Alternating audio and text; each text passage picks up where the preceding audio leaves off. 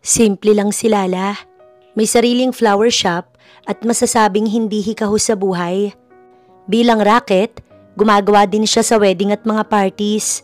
Para naman maubos ng mga bulaklak niya, dagdag kita pa na siyang pumapakyaw at nag-organize sa mga events. 3 magkakapatid ang mapapaibig niya dahil sa angkin niyang ganda. Galing sa angkan ng mga Florente na mortal na kaaway ng kanyang mga angkan. Mababaw na dahilan lang, ngunit naipamana na sa kanila. Dahil ang lola niya at lola ng mga ito ay tagisan ng ganda at galing sa mga contest, nagsumpaan ang kanilang mga lola.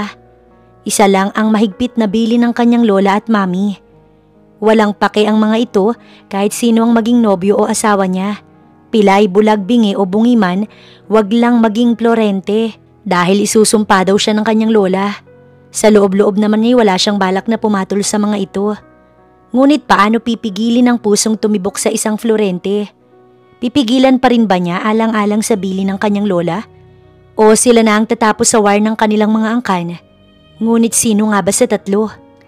Linis dito, linis doon. Sobrang daming inaasikaso ni Lala sa mga oras na to dahil mamaya ang umpisa ng event na tinanggap niyang i-organize. Separate naman ang staff niya para sa pagtanggap sa mga events at iba din ang naiiwan sa shop. Ma'am, swerte ang isang buong linggo dahil sunod-sunod ang dagsa ng mga pa-events dito sa lugar natin. Ikaw lang naman ang kilala, talaga namang pinagkakatiwalaan nila eh. Natutuwang sabi ni Mimi. Si Mimi ay ang pinagkakatiwalaan niya sa shop lalo na kapag abala siya. Oo nga, pero sana hindi na huminto ang mga racket para pati bulsa ninyo ay tumaba. Natutuwang sagot naman niya. Ma'am, ayos na ho. Ikaw na lang ang hinihintay. Sigaw ng driver upang makuha ang kanyang atensyon. Naisakay na ang mga kulang na bulaklak. Dapat na silang magmadali dahil mamayang 7:00 magsisimula na ang party. Dali-dali siyang sumakay. Sa isang malawak na venue at sa lawak nito, kahit 200 katao ay kaya nitong maukupa. Pagod man ay patuloy lang si Lala dahil ayaw niyang ipaubaya lang basta sa mga tao niya. Gusto niya kumikilos mismo siya upang mas maganda ang kalabasan. Napakaganda. Gustong-gusto ko ang ginawa mong Team Lala. Tuwang-tuwa si Sarah. Si Sarah ay anak ng kanilang mayor. Classmate niya ito mula elementarya until high school. Pinagbigyan niya na kahit paalam niyang karelasyon ito ang isa sa mga magkakapatid na Florente. Hindi na lamang niya pinaalam sa kanyang lola dahil mahigpit talaga ito pagdating sa mortal nilang kaaway. Ayaw nitong madidikit sila kahit pa karelasyon lang naman si Sarah. Walang anuman, sige ha, mauna na kami. Sana'y ma-enjoy ninyo ang party. Paalis na sana siya nang pigilan siya nito. Hindi mo ba nais na kumain muna? Pasimula pa lang naman ang party, wala pang masyadong tao. Hindi na, nahihiya lang talaga akong tanggihan ka pero alam mo naman, hindi talaga ito gustong-gusto ng lola ko. Salamat sa alok, Sarah. Magalang niyang tinanggihan ang alok nito. Hindi na ito nagpumilit pa dahil gets na nito ang kanyang tinutukoy. Nahagip ng mata niya ang 3 barako sa mga Florente. Si Rowan, ito ang bunso, si Tiago na pangalawa at ang panganay ni si Amadeo. Sa 3 ito, si Amadeo ang pinakapangulo. Paano niya alam? Naririnig niya ang chismis sa magkakapatid mula sa source niyang si Mimi. Babaero daw si Tiago, habang si Rowan ay pagkain ng hilig. Si Amadeo, wala itong masyadong masagap dahil napakapribadong tao. Ngunit ito daw ang pinakapangulo sa 3 at talaga namang makisig. Hindi man siya interesado, ay nalalaman lang niya sa mga kwento ni Mimi. Bakit pala pumayag ka ma'am na gawin ng pabor ni client? Hindi na siguro matiis ni Jojo kaya naitanong na nito. Dahil may pabor din siya na ginawa para sa akin noong mga bata pa kami. Ngayon nakabawi na ako. Marunong lang akong tumanaw ng utang na loob. Sino ba sa 3 ang karelasyon ni client ma'am? Sabi ni Mimi si Tiago. Hindi na nakakapagtaka dahil babaero naman daw ito. At ilang linggo lang, may iwang sawi si Sarah dahil sa pagpatol niya sa babaerong Florente. Dumiretso na sila sa kotse. Bro, di ba sila lang babaeng yun? Ngayon ko lang ulit siya nakita. Natatawa pa si Tiago. Napairap na lamang si Amadeo bago sumagot. Bakit? Gusto mo siyang masama sa mga koleksyon mo na babae? Malabo mangyari ang iniisip mo. Dahil mahigpit ang bili ni Lola sa atin. Hindi pwede ang mula sa angkan ng mortal niyang kaaway. Bakit ba kasi simpleng pageant pinagawayan pa nila? Naiiling na tanong ni Rowan. Para sa kanila hindi simpleng pageant lang yun. Noong mga panahon nila, tinitingala ang sino mang mananalo. Para sa akin parehas silang uhaw sa kasikatan at kapangyarihan. Kaya pati mga apo nila, minana ang matinding away nila. Nakakatawa pero walang choice kundi sumunod sa gusto nito dahil itatakwil niya at aalisin sa pamana ang susuway. Malala pala si Lola, no? Natatawa pa si Tiago. Pero di ba aksidente mo siyang nakausap nun? We, totoo? Hindi makapaniwala si Rowan. Naalala nga niya, ngunit hindi magandang alaala. Oo, at kinagat niya ang daliri ko. Sa tingin mo nakakatawa yun, Tiago? Nabanggit ko lang naman. Nag-peace sign pa ito. Magaling naman ako magtago, di ba? Naulang nalaman ni Rowan. Tapos si Lola hindi niya nabalitaan yun. Pinoprotektahan kasi kita. Ikaw pa naman ang pangulo. Dumiretso na lamang si Amadeo sa loob. Nakapamulsan niyang pinagmasdan ng buong team para sa party. Masasabi niyang quality talaga ang gawa nila Lala. Ngunit ayos lang ba sa lola nito? Mahigpit din ang bilin sa mga ito. Bakit nito kinuhang client si Sarah? Kahit na alam nitong karelasyon ito ni Tiago. Nandiyan na pala kayo. Nakipagbeso si Sarah sa kanila bago nito niyakap ang babaero niyang kapatid. Isang linggong pag-ibig na naman to. Hindi naman si Sarah ang una. Halos lahat yata ng babae sa lugar nila ay nais na matikman ni Tiago. Dahil alam ni Amadeo na magiging boring lamang ang party na ito, hindi na siya nagtagal pa. Hindi rin siya nagpaalam basta lumabas na siya at sumakay sa kanyang sasakyan. Hindi sila nakatira sa syudad, ngunit marami na rin namang maganda sa lugar nila bilang pasyalan. Sagana rin ang lamang dagat nila at mga lupain. Gusto man niyang lumipat sa Manila ay hindi pa pwede. Isipan niyang mamasyal sa dalampasigan. Nagulat lang siya ng bahagya dahil aksidenteng narito rin pala si Lala. Naninigarilyo pala ito? Tumayo ito bago pa siya makahakbang palapit sana sa dalampasigan. Maganda ang team, bumagay sa party. Ngunit alam ba yan ng lola mo? Hindi ba't mahigpit ang bilin na hindi siya nito pinatapos? Gusto mong kagatin ko ulit yung daliri mo? Wala akong pakialam kahit nasa edad na ako. Magagawa ko pa rin yung kagatin. Sinabi kong wag mo kong kakausapin, di ba? Pinagbabantaan ba siya nito? Ibang klase talaga to. Bata pa ako noon. Mas magulang lang isip mo. Salamat ka nga, niligtas ko ang buhay mo. Muntik ka nang mahulog sa balon. Pero bilang pasalamat, kinagat mo ko dahil lang sa hinawakan at kinausap kita. Ngunit imbis na sumagot, ay umalis ito. Mataas ang pride ni Amadeo. Ngunit mas mataas ang pride ni Lala sa kanya. Para bang natatapakan nito ang kanyang ego. Nanumbalik ang inis ni Lala kay Amadeo. Matagal na yun, bakit pa nito binubuklat? At saka ano naman kung imbis na magpasalamat, kinagat niya ang daliri nito. Yun ang way niya para pasalamatan ito. Dahil hindi niya pwedeng suwayin ang kanyang lola. Hindi na dapat siya lumabas pa para hindi na nangyari yun eh. Iniligtas siya ni Amadeo dahil muntik na siyang mahulog sa balon. Ngunit hindi pa rin dahilan yun para suwayin ang lola niya at makipagkaibigan dito. Ma'am, bakit naman parang may nakaaway ka? Tanong ni Mimi nang makabalik siya sa shop. Pinauwi na niya ang mga kasama niya sa pag-organize ng event. Sila na lamang ni Mimi ang sabay na uuwi. Paano ba naman may surot ako nakita? Surot? Linawin ko lang mama. Ito ba'y tao o hayop? Natatawang tanong pa nito. Napabuntong hininga si Lala. Sinabi ko na sa kanyang wag na akong kausapin eh. Oo, alam kong maliit ang lugar na to para sa pamilya namin na may mga history. Pero madali lang naman ang hiling ko, di ba? Matigas lang siya sa mata ng iba pero para sa akin, siya pa rin yung bata na nakilala ko noon. Parang maamong pusa na pinipilit maging tigre. Dahil sa inis ay si Mimi na tuloy ang nakarinig sa mga rants niya. Ito naman ay hinayaan lang siya. Itinuloy lang nito ang pagsasara sa shop. Napabuntong hininga lamang si Lala nang matapos na siya sa paglalabas ng inis niya. Ginagalit ka talaga niya ng husto, Ma'am Lala. Natatawang wika pa ni Mimi. Idinaan niya na bago siya dumiretso pa uwi. Dinatnan niya ang ina niyang abala sa pagpapaganda ng skin nito.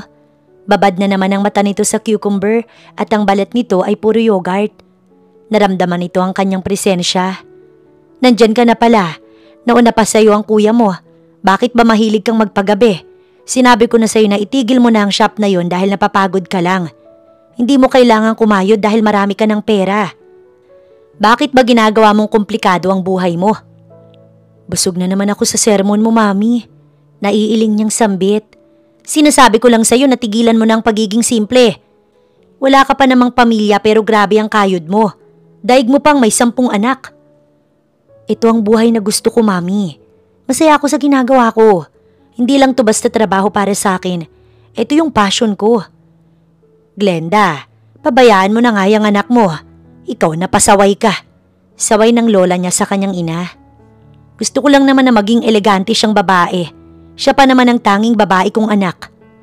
Natawa na lamang si Lala. Wala akong pakialam ano man ang gusto ng apo ko. Basta wag lang siyang mag-aasawa o magnunobyo kahit dumikit man lang sa mga florente. Mama, gabi na. Nakikipagtalo ka pa sa asawa ko. Saway naman ng kanyang daddy. Sige na, kumain ka na't pagkatapos, dumiretso na sa silid mo. Daddy lang talaga niyang walang pakailam sa gulo ng kanilang pamilya. Masyado nitong mahal ang mami niya, kaya kahit anong arte nito, pinagtatanggol pa rin ito sa kanyang lola. Maraming pagkain ang nakahain sa mesa. Masasarap ito ngunit wala siyang ganang kumain. Halos wala siyang malasahan sa mga pagkain. Walang sabing tumayo na siya, hindi pa man din niya nagagalaw ang pagkain. Bakit, ma'am? Matabang na naman po ba? Tanong ng chef nila. Tumango siya bago umalis na. Ngunit ang totoo, hindi naman talaga lasa ang problema ni Lala, kundi ang malaking tampo na pinilit niyang ilibing sa puso niya. Hindi niya malasahan ang pagkain kahit anong sarap nito dahil wala namang makakakita sa nasisiyahang reaksyon niya. Hindi man lang niya magawang makasalo ang pamilya niya kahit sa dinner lang. Abala ang ina niya sa pag-aalala nito sa katawan nito. Habang ang daddy niya, mas gustong makipaglaro ng golf sa mga kaibigan. At ang kuya niya, palagi rin itong abala na hindi man lang siya makamusta. Nasasakal na si Lala sa ganitong sitwasyon. Lalo na sa lola niya na hanggang ngayon, pakikipagkumpetensya pa rin ang gustong gawin. Dapat ay mas tanyag ang kanilang pangalan na dapat hindi sila masapawan ng kaaway. Ito ang bigat na matagal nang dinadala ni Lala. Gusto lang naman niyang maging simple at normal. Ayaw niya sa gulo o sa kompetisyon. Ngunit kapag sinabi niyang lahat ng ito sa lola niya, baka mas piliin na lang nitong mamatay. Naigayak mo na ba lahat? 7:00 na ng umaga at kinokolekta na ni Lala ang mga pagkain na hindi naman nila nauubos. Imbis na masira lang, ay inuutos niyang ilagay ito sa maayos na container upang mapakinabangan ng mga bata sa lansangan. Opo, ma'am. Nasa kotse ng lahat. Sagot ng kasambahay na kanyang inutusan. Ngumiti lang siya bago lumabas na. Imbis na dumiretso sa shop, dumaan muna siya sa mga batang sinusuportahan niya sa almusal araw-araw. Ngunit nadatnan niya ang mga ito na mayroon ng kinakain. Nandito na si Ma'am Ganda! Sigaw ng mga bata. Napangiti naman siya. May nag-donate ba sa inyo? Tanong niya rito. Si Sir Pogi po, yung sinabi po namin na nag-donate din sa amin ng mga laruan. Eto na pala si Sir Pogi. Tinuro ng batang babae si Amadeo. Hindi siya nito binigyan ng pansin. Mga bata, eto pa para sa dinner. Bukas ay mas masarap ang dadalhin ko. Pagak na natawa si Lala. Nakikipagkompetensya ka? Utos ba to sa'yo dahil nalaman nila na ginagawa ko to? Hindi ako public figure. Normal na mamamayan lang ako na gustong tumulong. Inis na inis si Lala. Sinong nagsabi sa'yo na may nagutos sa akin? Hindi ito pakikipagkompetensya. Sariling desisyon ko to. Sawa ka na sa kompetensya? Then don't do it. Stop following their orders na parang sila ang batas. Wala siyang naisagot sa sinabi ni Amadeo. Bakit po nag-aaway kayo? Napansin na sila ng mga bata. Itanong niyo sa malditang may pusong bato na yan. Napairap si Lala. Pusong bato? Mas okay na to, no? See? Ganyan siya kahit noon pa man. Wala akong narinig na salamat kahit dahil sa akin kaya. Sinipa niya ito dahil sa inis niya. Buisit. Bulong pa niya bago naupo na. Pasensya na mga bata. Sige na, ipagpatuloy niyo na ang pagkain. Mamaya ibabalik ako. Me too. Babalik ako mga bata. Dito na ako kakain kasabay ninyo. Ngayon lang nakikita ang side ni Amadeo na ganito. Hindi naman ito ganito umasal kapag iba ang kaharap o kasama. Wala ka na bang ibang magawa sa buhay? Sa ginagawa mo, magugulo lang ang mga pamilya natin. Sawa na ako sa kompetisyon gaya mo. Sawang-sawa na akong sumali sa away nila na wala naman akong kinalaman. Sana sila na lang ang nag-away at lumutas. Di na dapat nila dinadamay pang wala namang mga alam. Bahala ka kung susunod ka pa rin. Basta ako gagawin ko ang gusto ko. Naniniwala ka sa kasabihan na love your enemy? Hibang ka? Malala ang tama mo. Paano kapag nalaman nila itong ginagawa mo ha? Madadamay pa ako sa iyo eh. Hindi naman nila malalaman basta hindi mo ipapaalam. Para sa mga bata naman tong ginagawa mo't ginagawa ko. Mariing napapikit si Lala sa konsumisyon. Bahala ka nga sa buhay mo. Naiiling na lamang nasabi niya bago umalis na. Sumakay na siya sa kotse at bumusina upang magpaalam sa mga bata. Nadatnan niya si Mimi na nakaayos na ang lahat. Good morning po Ma'am Lala. Palagi kong nakikita ang ngiti mo Mimi kaya napapangiti na rin ako. Bulera ka pala ma'am no? Birong tanong pa nito. Ma'am, gusto mong mag-almusal? Chismis mo na lang busog na ako. Napahagik-gik naman ito. Eto na nga Ma'am Lala. Si Tiago at yung jowa niya na ginawa niyo sa events. Break na ma'am. Grabe no? Hindi umabot sa 1 linggo. Halata naman sa mukha niya na hindi siya sumiseryoso sa babae. Sana lang matauhan ng mga babae sa lugar natin at wag nang pumatol sa Tiago na yun. Natawa muli si Mimi. Si Amadeo lang po ang pinakamatino sa kanila eh. Si Rowan na bunso kasi wala namang inatupag yun kundi kumain at magluto. Chef kasi siya ma'am. Wala namang masama sa nais nito. At sinong nagsabi sa'yo na matino si Amadeo? Para sa akin, siya ang pinaka hindi dapat pinagkakatiwalaan no? Bakit parang bukod sa away ng pamilya ninyo, ay may personal na galit ka sa kanya ma'am? Nagtatakang tanong ni Mimi. Basta ayoko lang sa lalaking yun. Iniiba niya ang sarili niya sa mga Florente. Pero ang totoo, hindi niya na maalis sa dugo niyang pagiging Florente. Pero ang hirap din ma'am no? Wala naman kasing kinalaman ng mga apo sa away ng mga lola pero dinadawit pa rin.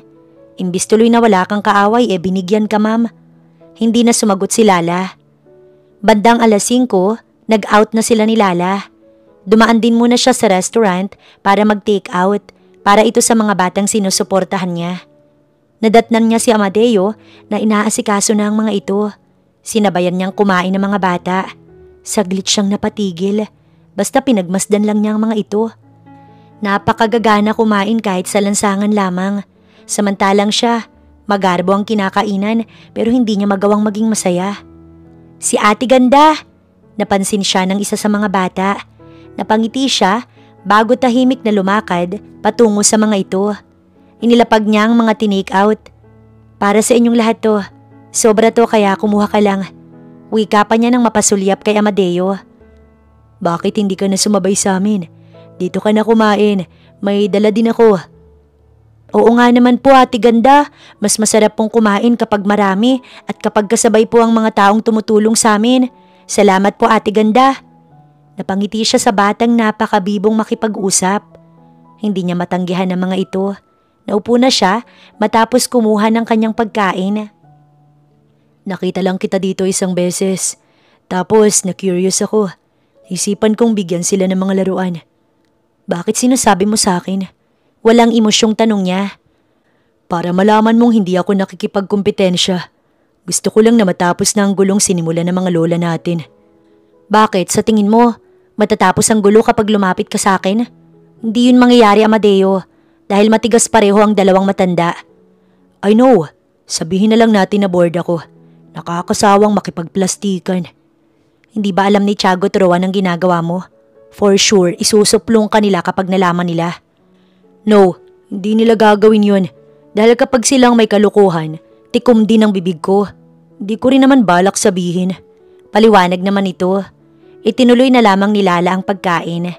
Napansin na lamang ni Lala na naubos niya na ang pagkain. Ngayon lang ito nangyari. Madalas sa ilang subo lamang siya dahil palagi siyang walang gana. Ngunit bumalik ang diwa niya nang biglang tumawag ang kanyang lola. Sinagot niya ito matapos makalayo sa mga bata. Bakit po napatawag kayo lola? Nasaan ka na ba? Pauwi ka na ba? Gusto ko sanang makausap ka tungkol sa sinasabi ko sa'yo na ipapakilala ko. Napabuntong hininga si Lala. Ito na naman ang lola niya sa pagbibigay ng blind dates. Sino na naman po ba, Lola? Gwapo naman ito at talaga namang matalino. Iba siya sa mga naipakilala ko sa'yo. Pakiusap, Apo. Sana naman ipagbigyan mo pa ang lola. Gusto ko lang masiguro ang magiging future mo. Naiinis man, hindi niya mapagsalitaan ang kanyang lola.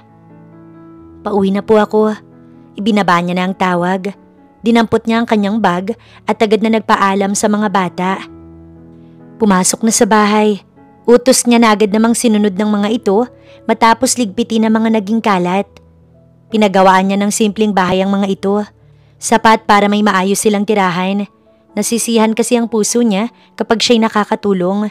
Siya ang nagsinop sa mga batang dati palaboy sa lansangan. Pakiramdam kasi niya, kagaya lang din siya ng mga ito. Para din siyang walang mga magulang. Istorbo na naman sa araw ni Lala ang blind date na sinet up ng kanyang lola. Imbis na para sa trabaho na lang, binili nito na kailangan niyang paghandaan dahil daw hindi basta-bastang lalaki ang ipapakilala dito. Lola, hindi ba pwedeng umuwi na lang ako ng maaga? Sayang kasi ang... Ngunit hindi na siya nito pinatapos. Iha, nakiusap naman ako, diba? Ayoko lang na magpatuloy ang kumakalat na chismis na baka raw kaya hindi ka pa nagkakanobyo ay dahil isa sa mga Florente ang nakatadhana para sa'yo. Bagay na hinding-hindi mangyayari dahil ikamamatay ko to.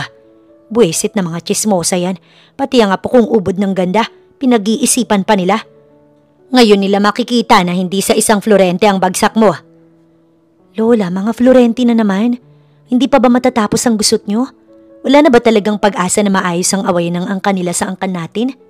Mahinahong tanong ni Lala. Malabong-malabo, apo ko. Hindi ako susuko sa losyang na impokritang yon. Wala akong pake kahit magpantayang pa ako na may itinataning na galit. Matigas pa rin talaga ang puso ng kanyang lola. Lola, ako po ang pipili ng magiging partner ko. Ayoko lang na mapahiya ka sa lalaking pinagmamalaki mo sa akin kaya ako to gagawin. Pero hindi ho ikaw kahit ang magulang ko. Hindi ninyo pwedeng diktahan ang buhay ko. Wala akong pakailam sa away ninyo sa kabilang pamilya. Pero sana wag naman pati sa love life ko. Oo naman, apo ko. Ngunit wala namang masama sa date. Bakit hindi mo muna siya subukang kilalanin? Hindi na kumibo si Lala. Butit napapayag mong maldita kong anak. Natatawa pa ang kanyang ina. Naupo ito sa sofa habang umiinom ng herbal. Sa tingin ko hindi na makakapag-asawa ang apo mo sa tigas ng puso. Dagdag pa nito. Sobra ka naman sa anak mo. Hindi naman matigas ang puso niya. Maingat lang. Depensa ng kanyang lola. Napairap si Lala. Matigas na ho talaga ang puso ko. Dahil rin naman sa inyo ni Daddy. Hindi ko nga alam kung ba't nandito pa rin ako eh. Para kasing wala naman ako mga magulang. Hindi nga natin magawang kumain ng sabay-sabay eh. Loko tong batang to ah. Bakit nagdadrama ka? Malaki ka na, Lala. At saka busy kami ng daddy mo. Napailing na lamang si Lala. Walang talab sa ina niya ang simpleng mga pasaring. Nakakasawa na talaga para sa kanya. Kaya binabaliwala na lang niya. I'm home. Bigla na lamang sumulpot ang kanyang kuya. Ngunit para lang siyang hangin dito na hindi man lang siya nagawang batiin. Pagak na lamang siyang natawa bago bumalik sa silid niya. Mas maganda pang tumambay sa silid niya, imbis na pagmasdan ng kanyang pamilya. Bandang 5:00, dumating na ang inaasahang bisita ng kanyang lola. Nice to see you again, Franco. Huling kita ko sa iyo patungo kay sa Canada. Salamat po sa pangangamusta palagi, Lola. Natutuwa din po ako at may pinabibigay po pala si Mommy. Para po sa inyo. Hindi ka na sana nag-abala pa. Eto nga pala nga po kong si Lala. Lala, siya si Franco. Siya ang tinutukoy ko sa iyo, apo. Ngumiti lang si Lala habang inilahad ang kanyang kamay. Mabilis naman itong kinuha ni Franco. Sa forma nito'y talaga namang professional ito. Maayos rin pero hindi pa rin niya tipo. Mauna na po kami. Paalam nito bago sila lumabas. Wala siyang imik kahit nakasakay na siya at bumabiyahe na sila. Naiilang ka ba? Pasensya na.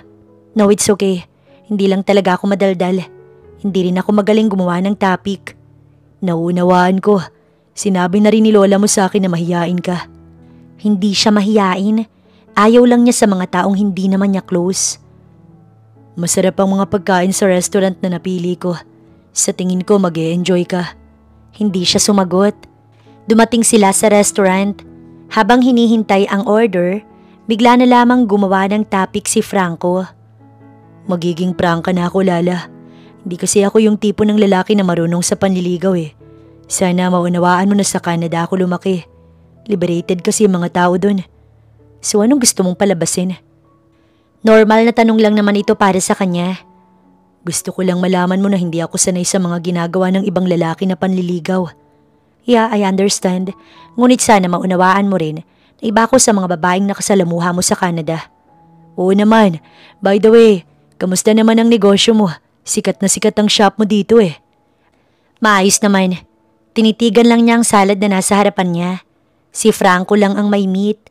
Hindi man lang siya pinag-order ng steak. Paborito pa naman niya ang steak sa mga restaurant. Napansin yata nito kaya bigla itong nagsalita.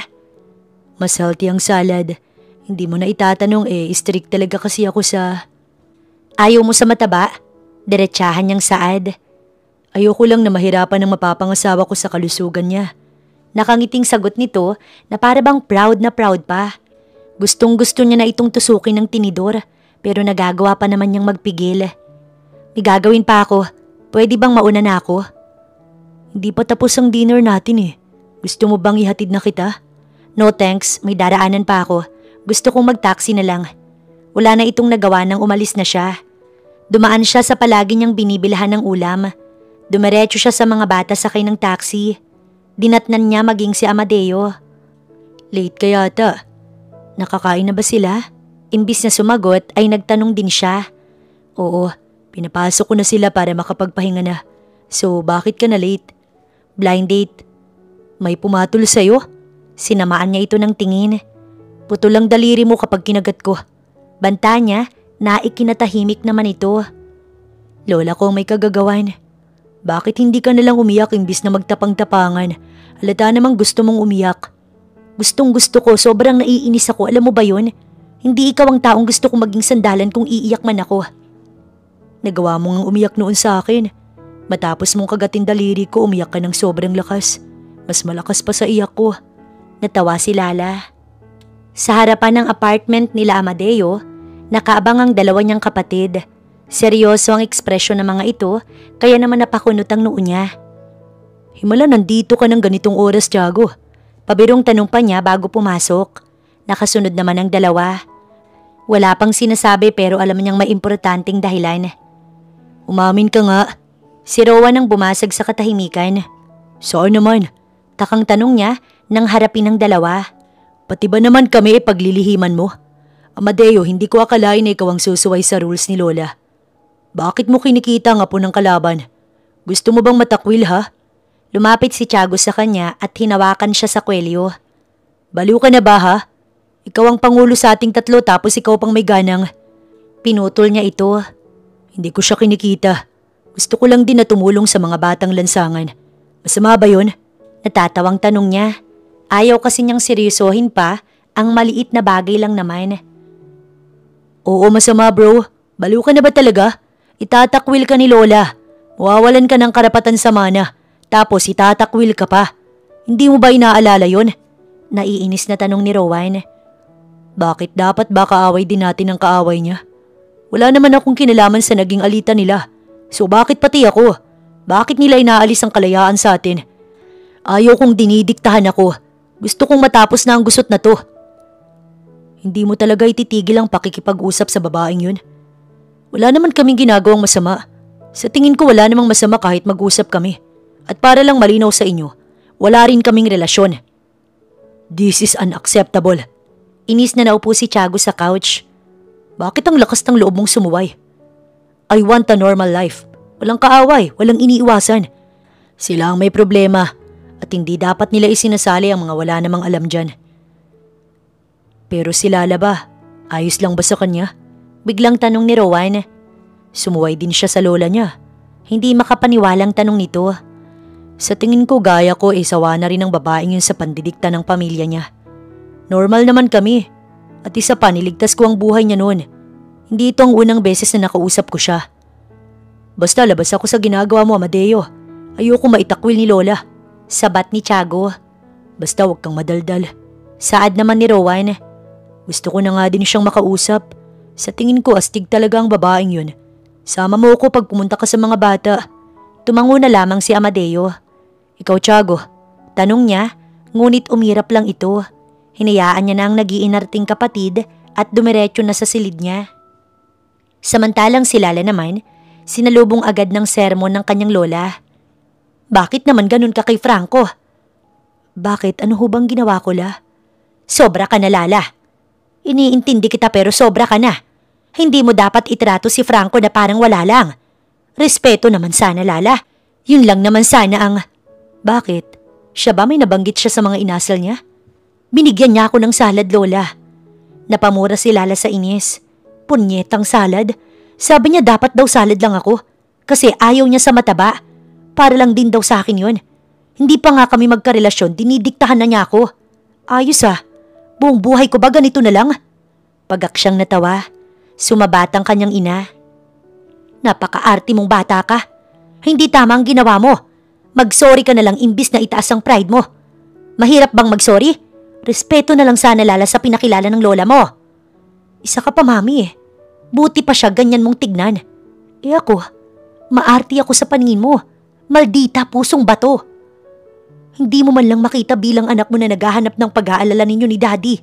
Buwisit na buhay to. Sinampal siya ng kanyang ina. Reklamo ka ng reklamo sa buhay mo. Hindi ka na lang magpasalamat. Hindi talaga siya maintindihan ng mga ito. Sakal na sakal siya. Imbis na dumiretso sa silid niya at magmukmuk, umalis na lang ulit siya. Inilabas ni Lala ang inis niya habang nagmamaneho. Dumiretso siya sa isang resto bar.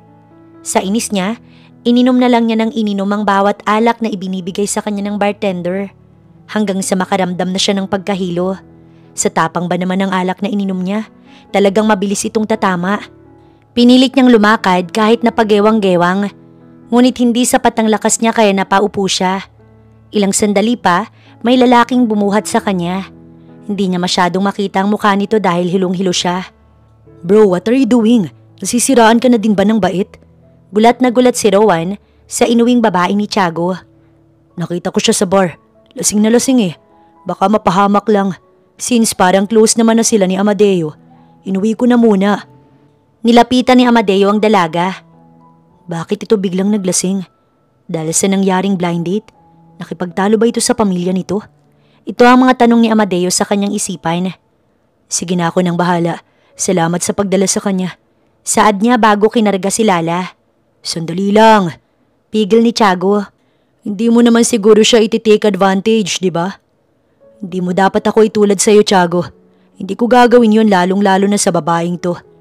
Bakit? Gusto mo ba siya? Natawa si Amadeo. Malala na ang takbo ng isip mo.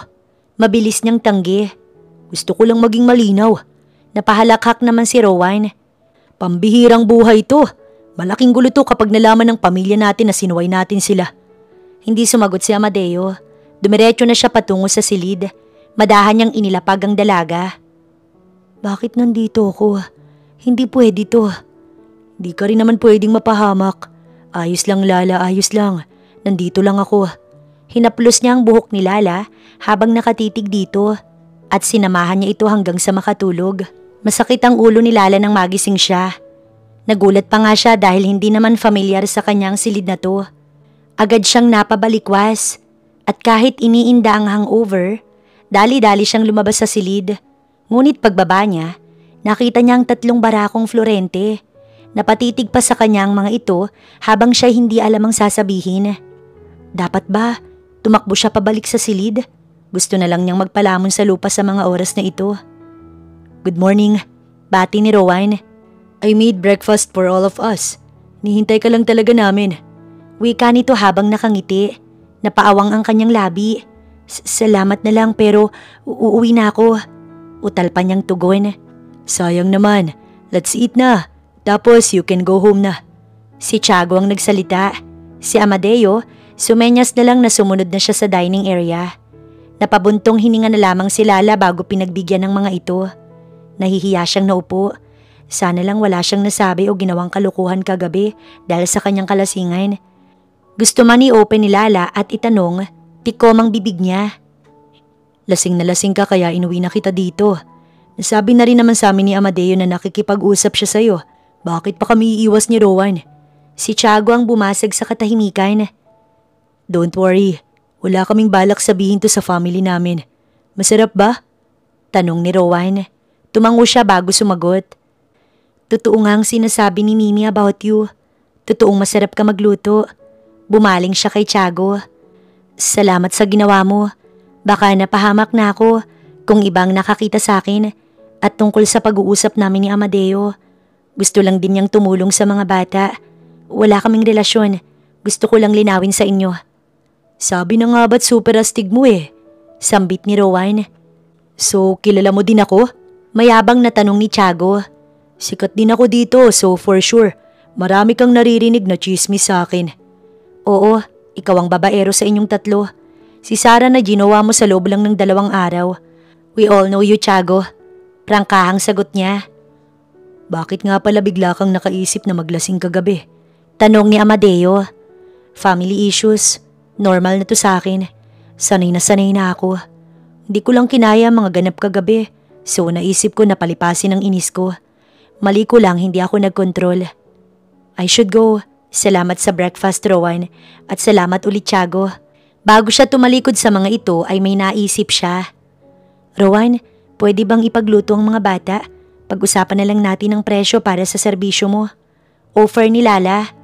Don't worry, I'll do it for free. Tumango siya bago lumabas na.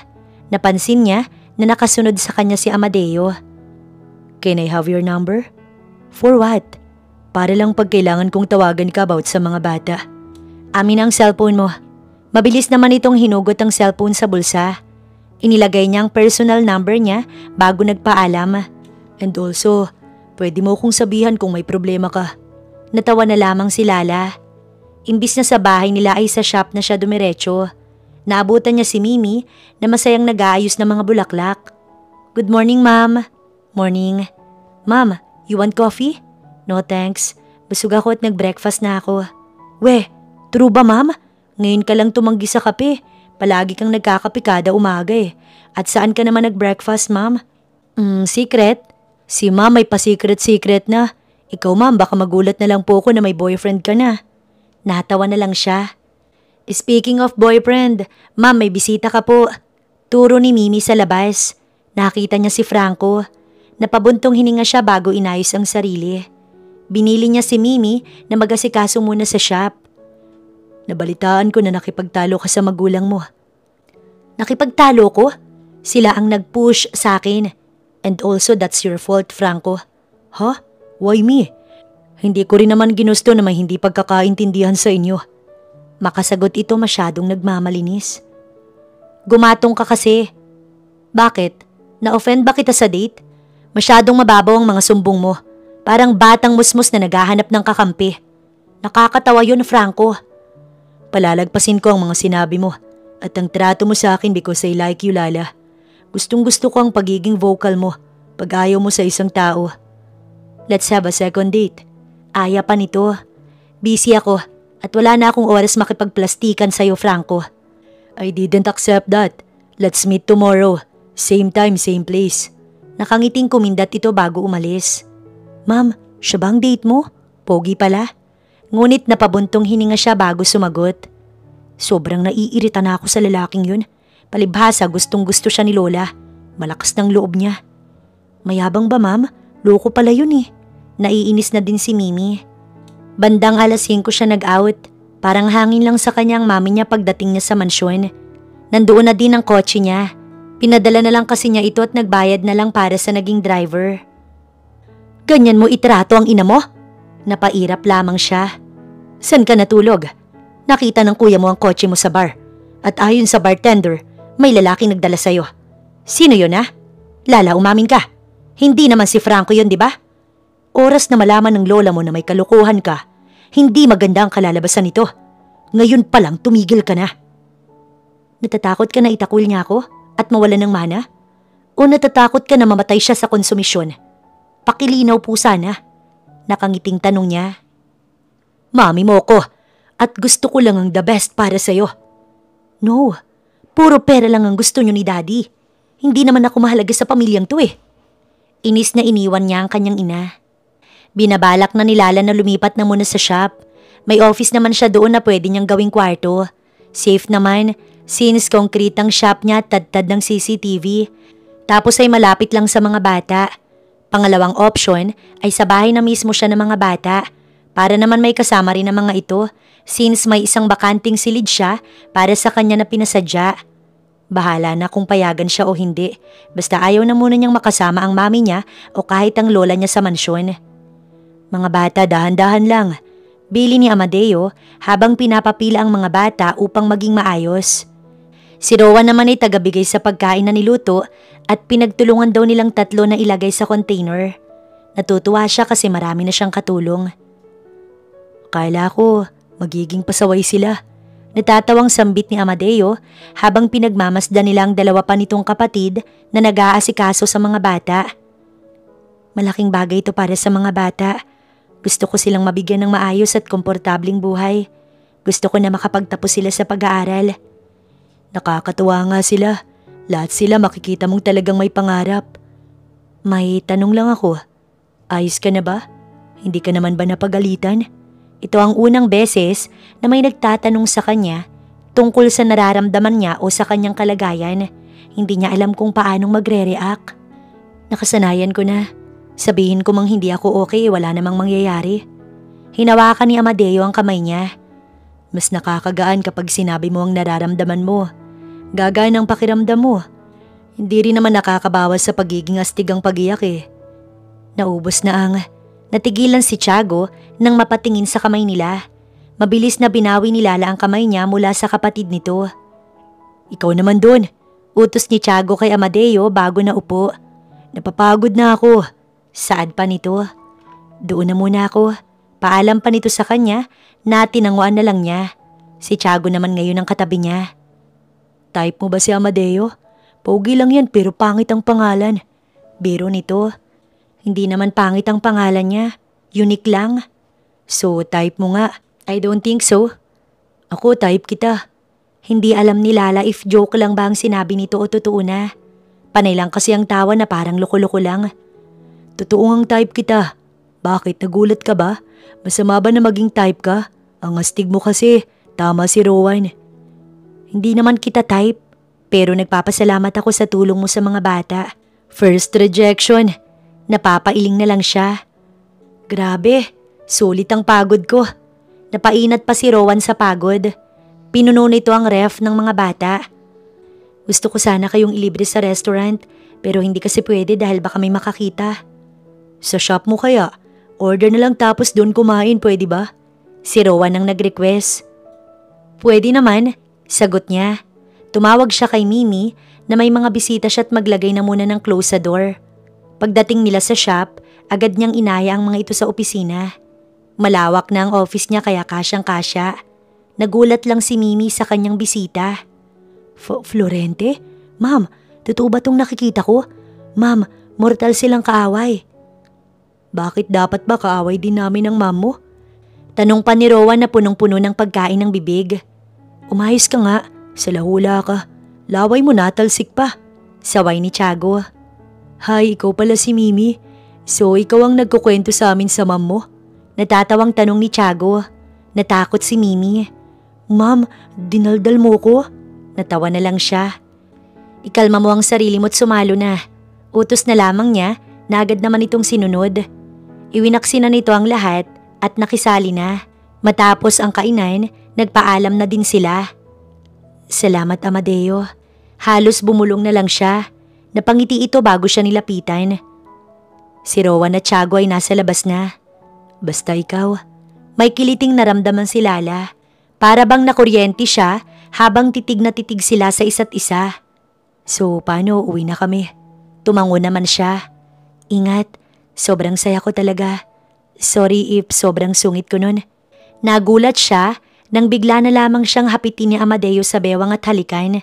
Sa unang pagkakataon, naramdaman niya ang sensasyon. Hindi man lang tumutol ang isipan niya. At ang puso niya ay siya pang nagdikta sa kanya na tumugon sa halik na yun. Kaya naman ipinulupot niya ang kanyang braso sa batok ni Amadeo at mapusok na tumugon. Naputol lamang ito ng kumatok na si Mimi. Pareha silang natigilan at inayos sa mga sarili. Ma'am, sorry pero si Sir Tiago kasi pinapatanong po si Sir Amadeo. Sige, lalabas na siya, Mimi. May pinag-usapan lang kami about sa mga bata. Palusot niya bago sumenyas na lumabas na si Amadeo. Call you later. Bulong pa nito bago lumabas. Malawak ang ngiti ni Lala habang kumakaway sa tatlo. Napahawak din siya sa kanyang labi. Ninanam na mga halik na naganap. Isang Florente ang iniibig niya. Oras na malaman ito ng pamilya nila, malaking gulo to. Good evening, Lala. Nagulat siya sa nakatayong si Franco. Nakita ba nito ang magkakapatid? Ikaw pala. Hindi ba't kalat sa lugar na ito ang alitan ng lola nila at ng lola mo? Nakita nga nito. Nakilala nito ang tatlo. Labas na ako sa gusot nila. Well, ano na lang kaya ang mangyayari kapag nalaman ng pamilya mo? Natatawa pa nitong tanong. Balak mong sabihin bilang ganti mo?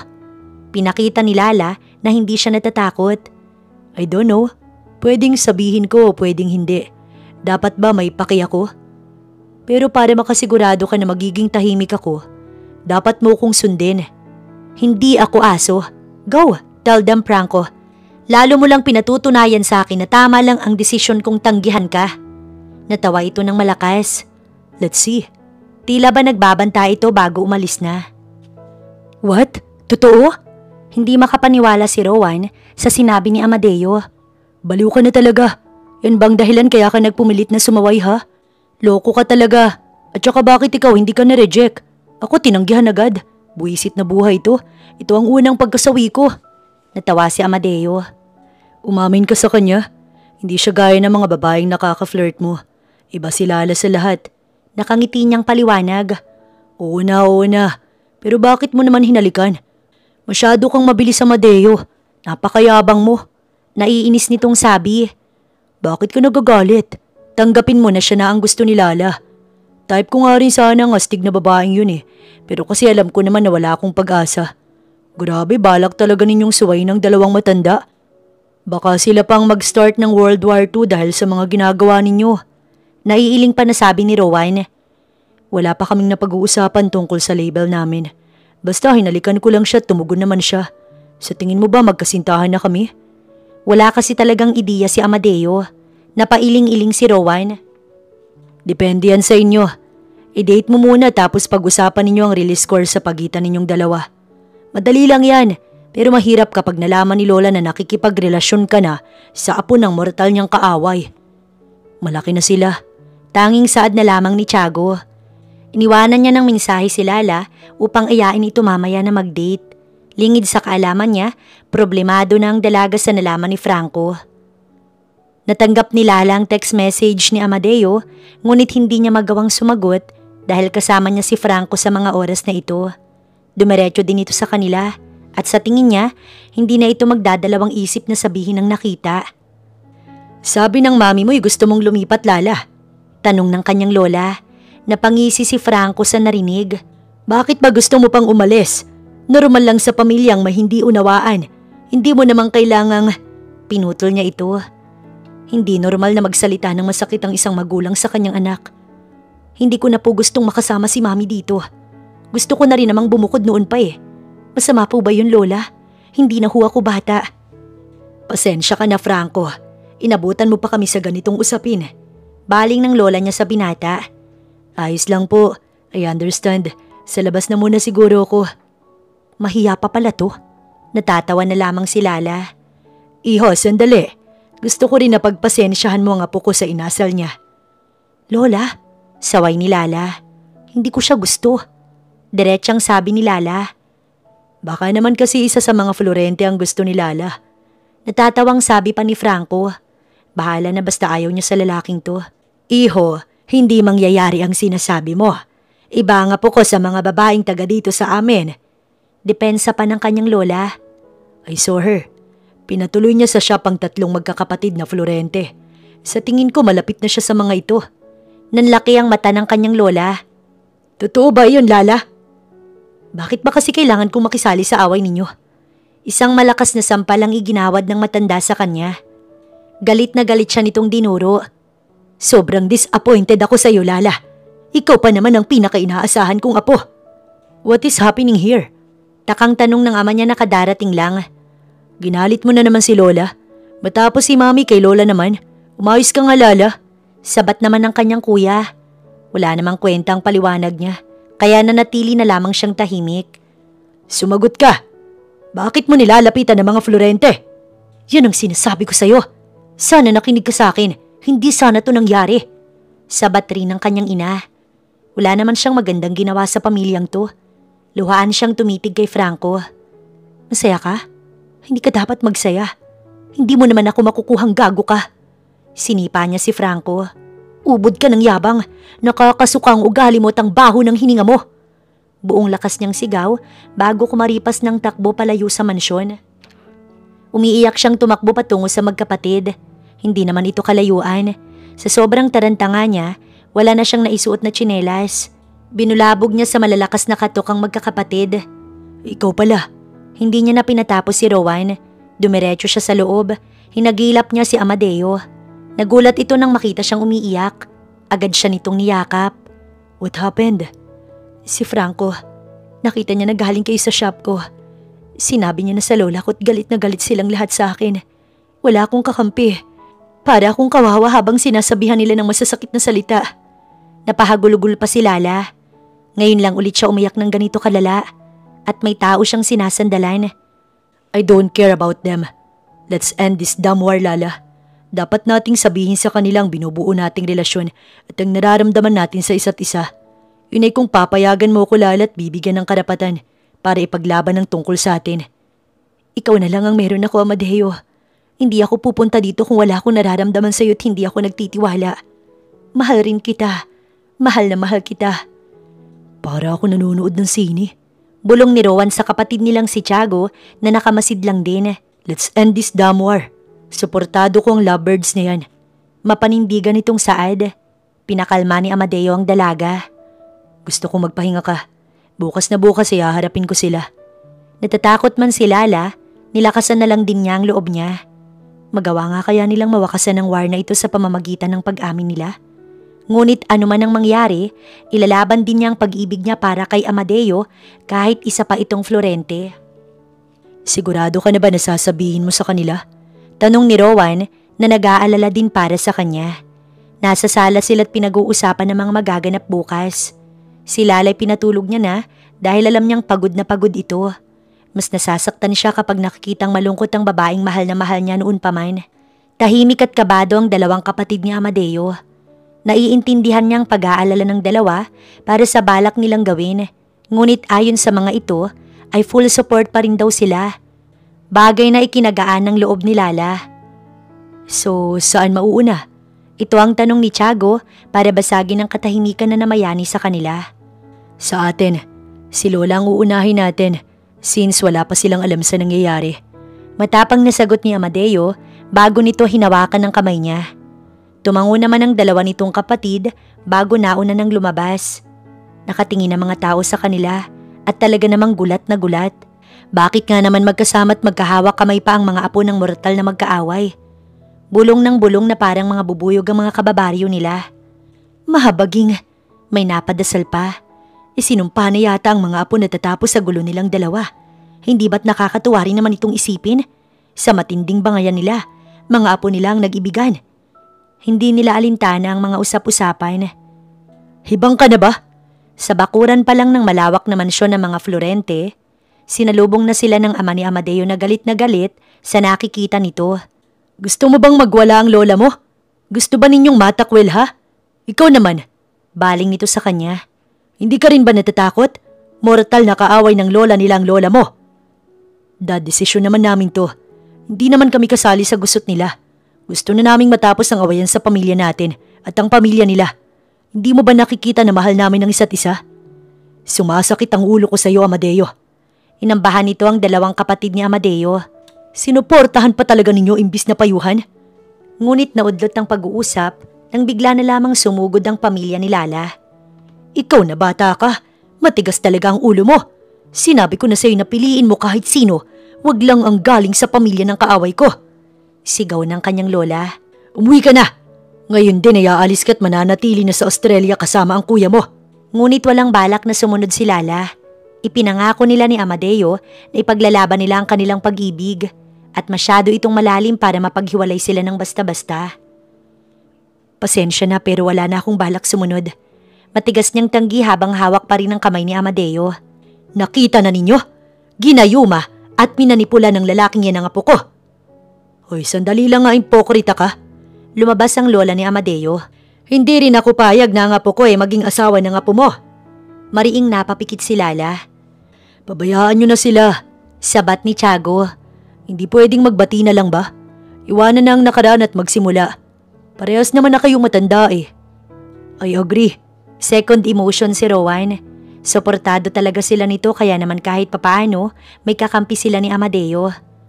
Ma, hindi ba pwedeng pabayaan na natin ang mga bata?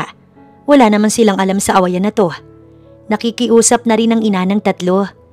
Excuse me lang Maarting sabat naman ang kanyang ina. Disiplinahin mo kasi ang mga anak mo. Sinisira nila ang buhay ni Lala. Mami, tama na ho. Galit na sigaw ni Lala. Tama na ang kalukuhang to.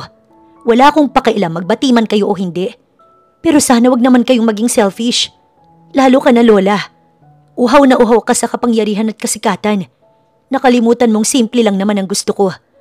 Gusto ko lang mamuhay na walang dinadalang bigat. Walang kaaway, walang dapat iwasan at ikaw, mami. Sinamaan niya ito ng tingin. Masyado ka ring makasarili. Anak mo pa ba ako? Nakakatawa na tinatanong ko pa to Alam na alam ko naman ang sagot. Lumuluhang hinarap ni Lala ang lola ni Amadeo. Pati ba kami dapat pong magdusa? I wanna end this war. Gusto lang namin maging masaya ni Amadeo. Mahal ko siya, masama po ba yun? Lola, wala akong pakailam kahit itakwil mo ko. Si Lala ang pipiliin ko kahit anong mangyari. Nagsalita na rin si Amadeo. Hihilahin na sana siya ni Amadeo upang umalis nang magsalita ang lola nito. Pumasok ka. Utos nito. Ikaw naman tanda. Bukas pag-usapan natin to. Seryoso ang lola ni Amadeo. Wala nang nagawa ang pamilya ni Lala kundi ang umalis na lamang. Maupo ka. Utos nito kaya sumunod siya. Hawak pa rin ni Amadeo ang kamay niya at sinisigurado na walang makakapanakit sa kanya. Hindi ko kakainin ang nobya mo, Amadeo. Wika pa ng lola nito. Hindi ko na ba mapipigilan ang desisyon ninyo? Mahinahon itong tanong. Hindi na, lola. Si Amadeo ang sumagot. At kailan pa ang relasyon na to? Bago lang po. Mabilis sa mga pangyayari ngunit wala po akong pagsisisihan. Sagot ni Lala. Matapang ka. Para kang lola mo nung magkalaban kami. Ganyan siya katapang. Basta gustong gusto niya hindi niya isusuko. Wala naman na kaming magagawa. Tama ka. Napakatagal na panahon na ang away na ito. Nakakasawa na nga rin sa totoo lang. Siguro nga, hinintay na lang namin na may maglakas loob na bumali nito. Matalik na kaibigan ko ang lola mo. Nasira lang kami ng kasikatan at kapangyarihan na maaari naming makuha. Hindi nabanggit sa kahit na kanino ng lola niya na dati nitong kaibigan ng lola ni Amadeo. Maging si Amadeo ay nagulat. Hindi na ako magiging tutol. Tinapos na ninyo ang gusto ng ating mga pamilya sa pag-iibigan ninyo. Malawak ang ngiti nilang dalawa ni Amadeo. Sana pala noon pa ninyo ito ginawa. Naiiling pa si Tiago. Lukarit yata ang dalawang matanda. Bulong pa nito na narinig naman nila. Mahigpit ang naging yakap nila sa isa't isa nang malaman ng sagot mula sa lola ni Amadeo. Unti na lang, Lala. Unti na lang mawawala na ang kinatatakot natin. Hindi ko akalain na pwede palang mangyari to. Sambit pa niya habang lumuluha. Ito lang naman ang gusto ni Lala. Gusto lang niyang matapos na ang gulo at piliin na lang ang peace. Matagal niya na itong dinarasal na mukhang ngayon ay matutupad na. Masaya ka na? Hindi kinikibo ni Lala ang kanyang ina. Tuloy lang siya sa pag-iimpake sa mga gamit at damit niya. Ngayong araw niya na plano na sa bahay muna ng mga bata manirahan. Hindi mo man lang papansinin ng mami mo? Sumabat na ang kanyang ama. Si Lola, kausap ng lola ni Amadeo. Pero si mami, patuloy pa rin akong sinisisi. Bakit ko pa siya bibigyan ng pansin? Hindi nga ninyo napansin ang mga daing ko, di ba? Pinilit mo kasi ang lola mo. Ikaw talagang may kasalanan. Mami, iminulat ko sila sa katotohanan. Hindi pwedeng habang buhay nilang kamumuhian ng isa't isa. Hindi mo ba talaga susuportahan ng anak mo sa kaligayahan niya? Ikaw lang yata ang inang nakakatiis sa anak eh. Sige, umalis ka. Umalis ka na't huwag ka nang babalik. Wala na akong anak na babae. Naiintindihan mo? Opo, matagal na. Matagal nang nawala sa iyong anak mong babae. Hindi mo lang napansin. Mapait siyang umiti bago hinila na ang kanyang maleta. Wala nang balak bumalik si Lala. Maganda o pangit man ang kalabasan ng pag-uusap ng dalawang matanda, wala na siyang balak bumalik sa poder ng kanyang pamilya. Sa labas ay hinihintay siya ni Amadeo. Nakita siya nito, nahila ang kanyang maleta, kaya agad siya nitong sinalubong. Sana tinawag mo na lang ako. Gusto ko nang umalis dito. Naluluha niyang sambit. Naunawaan naman agad ito ni Amadeo, kaya agad siya nitong ipinagbukas ng pinto. Umalis na sila matapos nitong ipasok ang kanyang maleta.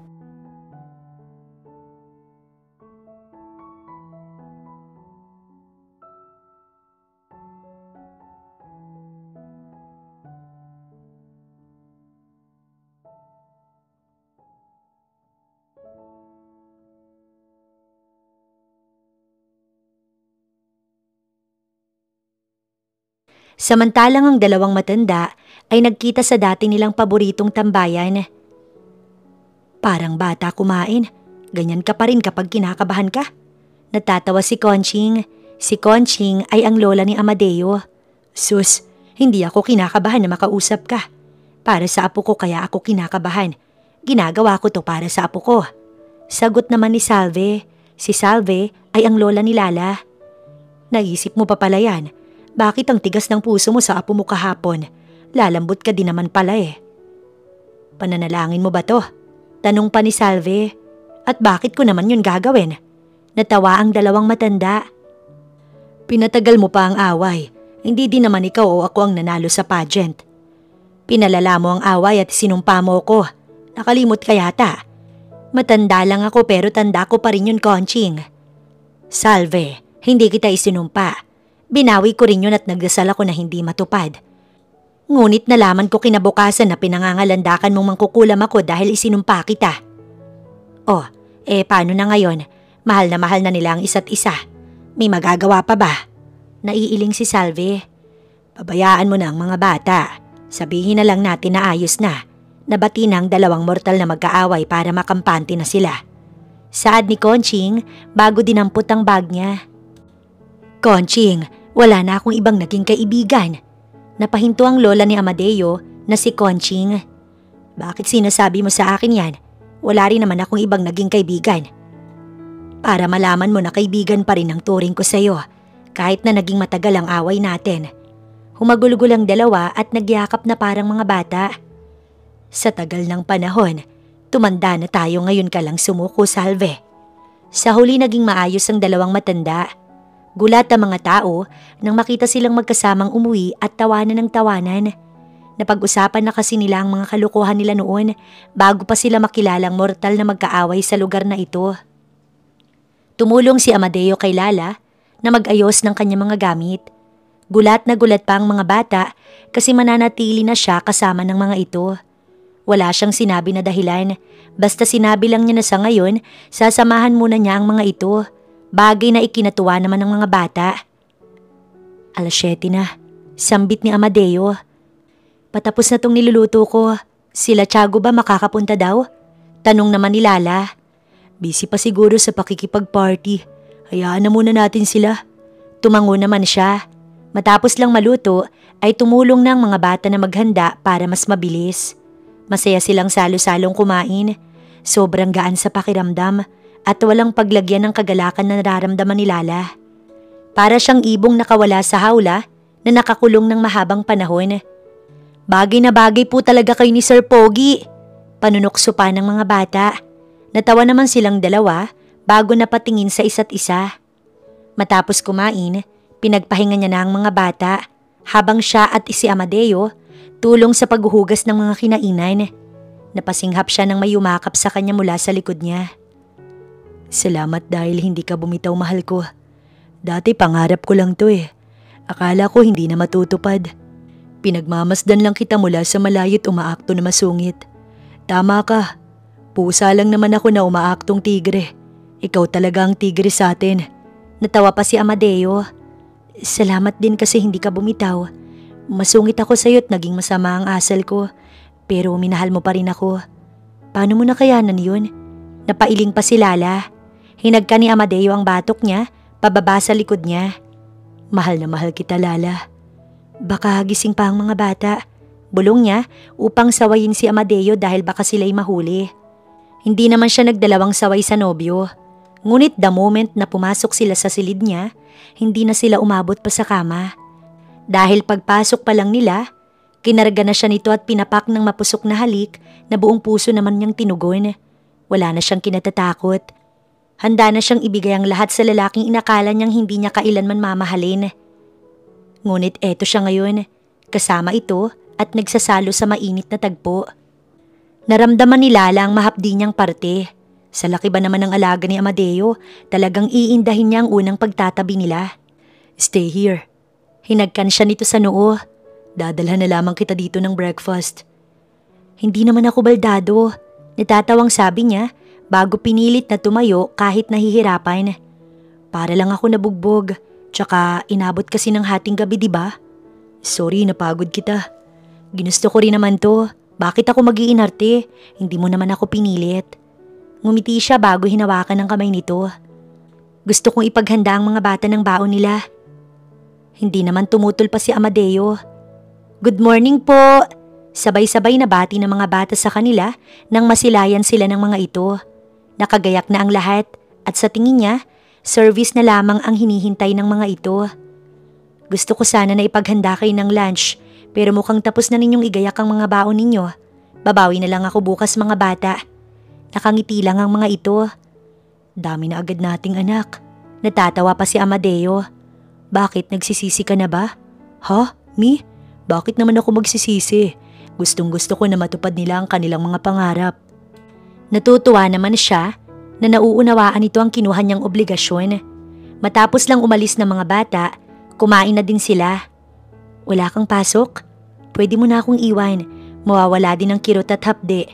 Dito na lang rin muna ako para may katuwang ka. Napabuntong hininga si Lala. Hindi mo pwedeng ipagpaliban ang trabaho mo, Amadeo, dahil sa akin. Bukas naman maayos na ako. Tapos makakapasok na rin ako sa shop. Sigurado kang kaya mo na bukas?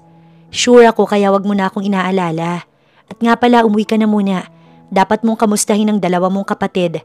Wala pa ring balita sa mga lola natin, kaya hindi pa dapat maging kampante lang. Hindi natin pwedeng baliwalain lang sila. Payo pa niya kay Amadeo. Wala pa sila sa kalagitnaan ng pag-aalmusal nang biglang may kumatok. Siya na ang nagpresentang magbukas ng pintuan. Lola? Nautal si Lala nang mabungaran ng kanyang lola. Bakit parang nakakita ka ng multo? Don't worry, alam kong kasama mo si Amadeo. Nasabi na sa akin ng lola niya na hindi nito kasama ang dalawang kapatid. Tuloy po, alok niya bago dumiretso sa kusina upang sabihan ng nobyo. Magandang umaga ho, bati ni Amadeo. Maupo na muna, pwede ba? Parating din naman ang magulang mo at ang lola mo, iho. Habang ang iyong ama't ina hiyang-hiya kaya hindi makakapunta. Si kuya mo naman nasa labas. Pinakuha ko ang mga prutas na binili ko para sa mga bata. Iginala nito ang tingin. Gaya ka ng iyong lolo na may busilak na puso. Maski hayop ay inaampon ng lolo mo sa sobrang bait niya. Gustong itanong ni Lala ang naging usapan. Ayos na kami ng lola mo. Baling nito sa kanyang nobyo. Akalain ko bang hinihintay lang din pala niya ako. Para kaming mga bata. But at least now we're okay. Talaga po? Sabay pa nilang tanong. Hindi kasi sila makapaniwala na bati na ang dalawang matanda. Simple lang naman. Matanda na kami para ipagpatuloy ang napakababaw naming away. At kayong nagmulat sa amin. Salamat sa inyo. Pumasok ang kuya niya, dala ang mga prutas. Natawa ito bago nagsalita. Napakatapang ninyong dalawa. Parang telenovela lang. Malawak ang ngiti nila ni Amadeo. Hawak nito ang kamay niya. Ilang sandali pa, magulang naman ito ang dumating. Si Franco, wala kang balita? Ikaw pala, Tiago. Nagulat pa si Lala sa pagsulpot nito bigla. Tinakot namin ni Rowan ng duwag na yon. Ubod ng yabang, takot naman palang makipagsuntukan. Siya ang may kasalanan kaya naging magulo. Pero at least ngayon maayos na. Naputol na ang sumpa at pagpapatawad na lamang ang natira sa mga puso nila. Tugon naman niya. Ngunit aminin man o hindi ni Lala, nalulungkot pa rin siya na hindi kasama ang kanyang magulang. Ikakasal na ba agad kayo para pag-usapan nila ang kasal? Naiiling si Tiago. Basta ba gusto rin ni Amadeo, bakit naman hindi? Nasa tamang edad na kami. Wala naman na kaming hinihintay pa. Mahal mo nga rin talaga ang lokong yun. Sobrang swerte niya na siya ang pinili mo. Swerte din naman ako sa kanya. Natawa na lamang si Tiago bago nagpaalam na lalabas muna. Siya kasi ay ginagawa ng juice ang mga bisita. Si Amadeo naman ang nag-entertain sa mga ito. Natawa lang si Lala nang pagmasda ng dalawang matanda. Parang walang naging history ng away ang dalawa. Masakit pa ba? Pahinga ka na, ako nang tatapos ng magligpit na to. Sa silid ka na. Pinutol niya ang sinasabi nito. Pinag-uusapan na nila ang kasal. Bakit? Hindi ka pa ba ready? Don't worry. Hindi naman silang masusunod, mahal. Masusunod ang plano natin. Handa ako maghintay hanggang sa maging ready ka na. Bakit naman ako hindi magiging handa? Sino pa bang nais kong pakasalan na ikaw lang naman? Handa na ako, Amadeo. Palaging oo ang isasagot ko basta ikaw. Nagulat siya at mabilis itong hinampas nang nakawan siya nito ng halik. Loko ka talaga, may mga bisita pa tayo. Hindi ko mapigilan kasi ang ganda-ganda mo. Bolero! Totoo ang sinasabi ko. Never akong mambobola. Bandang 11:00, nagpaalam na ang mga bumisita sa kanila. Parehas silang kumakaway ni Amadeo hanggang sa nawala sa paningin nila ang mga ito. Nakaakbay si Amadeo sa kanya. Unang magiging anak natin ay lalaki. Bulong nito na kinakunot ng noo niya. Bakit mo nasabi yan? Isang beses pa lang naman nating nagagawa. Hindi nakakabuntis agad ang isang beses na pagtatalik. Depende pa rin yun kung talagang match ang... Sinabi ko lang kasi yun ang pagpofokusan nating gawin. Maloko nitong sabi. Nagustuhan mo ba? Gustong gusto. Natutuwang sagot ni Lala habang titig na titig sa singsing na isinuot ni Amadeo sa kanya. Simpleng proposal lang ngunit planado. Nakadalo ang lahat sa proposal liban sa ama't ina ni Lala. Mahal, pansin ko na may mabigat ka pa ring dinadala. Dahil ba sa hanggang ngayon, hindi pa rin lumalapit sa iyo ang magulang mo? Tumango siya. Bakit hindi natin sila dalawin? Sa tingin ko nahihiya lang sila sa iyo. Napatawad ko naman na sila. Gusto ko na lang na mawala na rin ang isipin nila.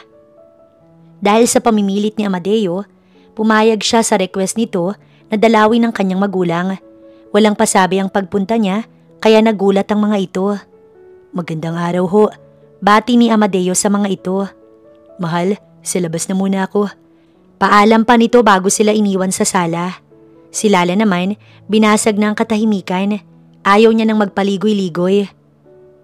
Iwanan na natin ang masasamang nakaraan. Gusto ko na kapag kinasal po ako, makikita ko kayo ni Mami. Ikaw, Daddy, ang maghahatid sa akin tungo sa mapapangasawa ko. Sana maging maayos na po ang pamilyang to. Si Lola, wala na ang galit sa puso niya. Lahat yun pinakawalan niya. Mahaba, ngunit simple lang ang naging paliwanag ni Lala. Nahihiya ang mami mo. Maging ako'y hiyang-hiya sa'yo. Daddy niya ang sumagot. May mukha pa ba kaming ihaharap sa'yo, anak? Malaki ang kasalanan namin. Malaki ang naging pagkukulang namin. Sana mapatawad mo kami. Hindi po ako pupunta dito kung hindi ko pa kayo pinapatawad ni Mami. Sobrang sama ng loob ko dahil sa naging tingin niyo sa akin. Pero pumasok din sa isipan ko na magulang ko pa rin kayo. Nandito pa rin sa puso ko ang pagmamahal sa inyo. Natabunan lang talaga ito ng galit at sama ng loob. Ngunit ngayon, wala na ang galit at sama ng loob sa puso ko. Masaya na po ako, masayang masaya. Napahagulugol ang kanyang ina. Sobrang sama ko palang ina sa'yo. Hindi nakakibo si Lala. Napayuko lang siya habang lumuluha. Hindi namin pinansin ang mga daing mo. Bagkus ay kami pa ang humusgat nagtulak sa'yo, anak. Niyakap niya ang mga ito habang umiiyak. Tama na po, tapos na ang problema. Iwanan na natin ang mga hindi magandang pangyayari. Suportahan na lang natin ang isa't isa. Nailabas ni Lala ang mga luhang matagal niyang pinigilan na ipakita sa kanyang mga magulang. Si Amadeo naman, narinig na ang iyakan ng tatlo kaya minabuti niyang manatili sa labas. Napangiti siya dahil alam niya ngayon maayos na ang relasyon ni Lala sa mga magulang. Wala na siyang aalalahanin na may dinadalang bigat ang kanyang nobya. Bugto na ang mata mo, tumahan ka na. Tinuyo niya ang mga luha ni Lala. Patungo sila ngayon sa shop nito. Ngunit iyak pa rin ito ng iyak dahil sa wakas daw nakapaglabas na ito ng damdamin sa mga magulang. Tahan na mahal ko. Sa daan ang naging focus ni Amadeo nang kumalma na si Lala. Sa shop ay naabutan nila ang pinagkakatiwalaan nitong tauhan na si Mimi. Ma'am, congrats po. Masayang masaya ito para sa kanila. Hindi ko akalain na isang Florente ang mapapangasawa ninyo. Mimi talaga? Natawa na lang si Lala. Ma'am, nga pala may gustong kumuha sa service natin for events. 3 po agad ang nagpapaschedule pero sabi ko, kailangan muna kitang makausap. Si Amadeo na ang sumagot. Hindi na siya tatanggap sa ngayon dahil abala na kami para sa nalalapit naming kasal. Mahal, baling pa niya sa nobya. Sa tingin ko, dapat kumuha ka na lang ng mapagkakatiwalaan mo para maging supervisor. Para sa pag-organize, if ever natatanggap ng events. Don't worry, plano ko na yan mahal. Gusto ko na pag kinasal na tayo, maging focus ako sa pamilyang mabubuo natin. Oras na makasal tayo, aalagaan kitang mabuti. Sa sinabi ni Lala, malawak ang naging ngiti niya. Si Mimi na ang bahala sa shop, di ba Mimi? Oo naman po Ma'am Lala. Mabilis nitong tugon. Hinagkan niya si Lala sa harapan ni Mimi, ngunit saglit na halik lang naman yon. Sobra ang kilig at suporta ni Mimi sa kanila. Bagay na ipinagpasalamat din naman ni Amadeo. Sa tingin niya, wala nang magiging hadlang. Wala rin namang problema si Amadeo sa babae dahil hindi siya gaya ni Tiago na sobrang babaero. Wala na silang naging balita kay Franco. Sa totoo lang, galit na galit siya dito. Ngunit kahit papaano, ito ang nagtulak sa kanila para mas mapagtanto nila na sobrang mahal na mahal pala talaga nila ni Lala ang isa't isa. Dahil bongga ang kasalan, 2 buwan ng preparasyon, maayos ang naging resulta at walang naging hadlang o problema. Parang ang umayon sa kanila ang lahat dahil sa tagal ba naman ang nakakulong sila sa rules na sinet ng kanilang mga lola. Ngayon, masaya na silang mamumuhay ni Lala ng simple, ngunit sobrang saya. Judo, don't run! Habol-habol ni Lala ang anak nila na 3 taong gulang. Siya naman ay abala sa pag-aasikaso sa paglalatag at pagsiset up para sa kanilang picnic. Judo, makinig ka kay Mama. Nak, please don't run. Mama is tired na. Sinaway na rin niya ang anak. Tumigil naman ito at nilapitan ng hinihingal nitong ina. Sorry Mama, sorry Dada. Ngumiti lang siya bago itinuloy ang ginagawa. Lumapit na naman ang kanyang mag-ina. Mahal, sorry I can't help you. Si Judo kasi ang likot-likot eh.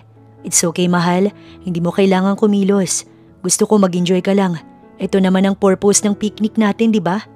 Natawa naman ito sa kanyang sinabi. Inuuto mo na naman ako kasi gusto mong ibigay ulit si Judo sa mga lola natin para masolo mo ko mamaya. Bulong ni Lala. Totoo naman yon. Natawa na lang din siya bago sumagot. Sobrang miss na kasi kita. Every Sunday na lang kitang nasusolo kasi si Judo palaging nakabantay. Ayaw pa yata ng kapatid? Natatawang sagot ni Lala. Daddy, I want fish. Let's go fishing.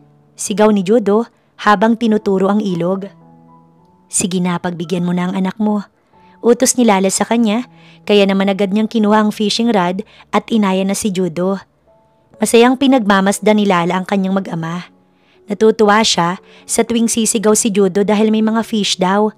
Napakasaya nilang mag-asawa. Mas naging masaya sila nang dumating si Judo sa kanilang buhay. Hindi naman sila nahirapan bumuo. Inaraw-araw ba naman siya ni Amadeo para daw mabigyan na ng apo ang 2 matanda. Tuwang-tuwa tuloy ang pamilya nila at sobrang spoiled nila si Judo. Napahiga si Lala at napatitig sa puno. Ito ang nagsisilbing lilim nila. Napabuntong hininga siya habang sinasariwa ang mga nakaraan. Parang kailan lang, pinaglalabanan lang nila ang pag-ibig nila sa kanilang mga pamilya. Tapos ngayon ay may anak na sila. Sa hirap na natamo nila at sa lahat ng sakit, sobrang worth it pala talaga ng lahat. Dahil ngayon, kasiyahan na lang ang kanilang tinatamasa. May tampuhan naman sila ni Amadeo, ngunit hindi naman nagiging malala. Normal lang naman sa mag-asawang hindi magkasundo sa ilang mga bagay. Normal lang ang magtampo. Ngunit bago lumubog ang araw, hindi pwedeng manatiling hindi sila maayos. Pinipili pa rin nila ang isa't isa kahit anong mangyari. Hindi naniniwala si Lala na kapag kinasal na, tapos na ang lahat. Ito ang happy ending. Dahil ang totoo, dito palang magsisimula ang lahat. Mas patitibayin sila ng panahon. Mag-ingat at huwag pasaway sa mga lola, okay? Binili na niya si Judo. Sinundo na kasi ito ng driver para ihatid sa mga lola. Bukas naman na ibabalik din ito. Nakiusap lang kasi si Amadeo na kuhanin na muna si Judo para naman daw may bonding sila. At ito ang tinatawag niyang happy time. Naiiling na lang tuloy si Lala nang makita ang malawak ng ngiti ni Amadeo habang kinakawayan ng anak niya. Para kang bata, natatawang sambit niya. Mahal, sa kwarto muna tayo. Tambay lang para solo bonding. Maloko nitong sabi. Sus, ikaw kunwari ka rin no? Si Judo kaya natin siya nabuo kasi sabi mo nun tambay tayo sa kwarto. Ganyan na ganyan ka kapag gusto mo kong. Pinigil siya nito at hinila na patungo sa loob. I love you, mahal. Sambit pa nito. Sa kabilang banda, nagigilty din siya dahil hindi niya naibibigay ang ibang pangangailangan ni Amadeo. Ngunit alam naman niya na naiintindihan ito't wala itong halong tampo. Siya lang itong nag-iisip dahil alam rin naman niya sa sarili niya. Niyakap niya ang kanyang asawa. Pasensya ka na dahil lahat ng atensyon ko minsan na kay Judo lang. Hindi mo dapat inaalala yan at pinahihirapan ng kalooban mo. Ayos lang ako, mahal ko. Nauunawaan ko talaga namang si Judo na ang focus ng atensyon natin. Hindi kita sinisisi. Sa totoo lang mas minahal pa kita lalo. Ginagawa mo ang lahat para maasikaso kami. Napangiti si Lala. Mas lalo kang gumagwapo sa paningin ko. Hindi ako nagkamali na minahal kita at pinagkatiwala ko ang puso ko sa'yo. Tinugon siya ni Amadeo ng halik at walang pag-alinlangan naman siyang sumabay. Mahal na mahal niya ang asawa at anak niya. Walang sino man ang maaaring manakit sa mga ito.